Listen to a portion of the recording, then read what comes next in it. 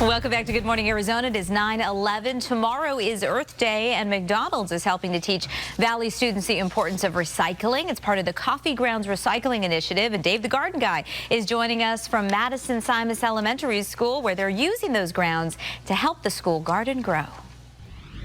Hi, I'm Dave Owens, your garden guy. Hey, guys, we're at Madison Simus Gardens. In fact, take a look at this. This is an elementary school in downtown Phoenix, and they've got a lot of raised beds out here. In fact, the kids are out here. Well, they're almost trying to dig to China, but right now they're working a lot of compost in the garden. This compost is a critical ingredient to growing great gardens out here. And if you're growing gardens right now, we're putting a lot of corn, squash, and beans in, and of course, those sunflowers. And one major ingredient that goes in a lot of this compost is, well, of course, coffee grounds. And Jerry with McDonald's, explain to me what we're doing here.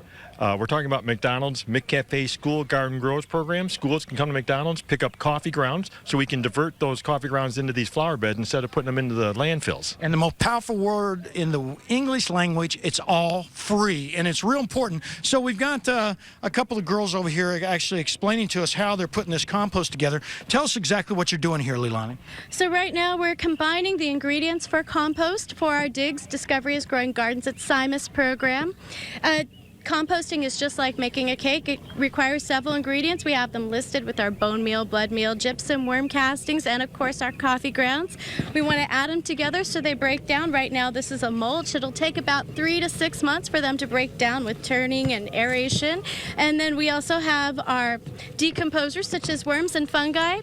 When it's completely broke down and undefinable, it looks like this. This is our nice compost. Like she says, when you can't recognize the actual ingredients, this is when you want to actually utilize it. So what you're doing, you're going in and blending this all together, keeping it about as wet as a damp sponge. And right over here, in fact, you can see some of the aerators we've got, or the compost bins, but they're actually blending them up in those compost bins. These compost bins have got to stay, like I said, about as wet as a damp sponge. You want to go ahead and rotate this about every 3 to 6 weeks. Once you do that, you're going to end up with this beautiful compost. Then, of course, you want to blend that right into the soil. In fact, you can see one of the raised beds right here. You can see a lot of this compost. You can see the mulch at the top. We're kind of building the forest floor. We do not want to work the mulch into the soil, but the compost itself, well, it's the ideal ingredient for growing great gardens out here in the desert Southwest. So if you're not making your own compost, get out there and start doing it. It's one of the best ways to actually grow great gardens out here in the desert Southwest. And of course, it's one of the best ways to stay organic. Back to you. Very nice, Dave. We appreciate that.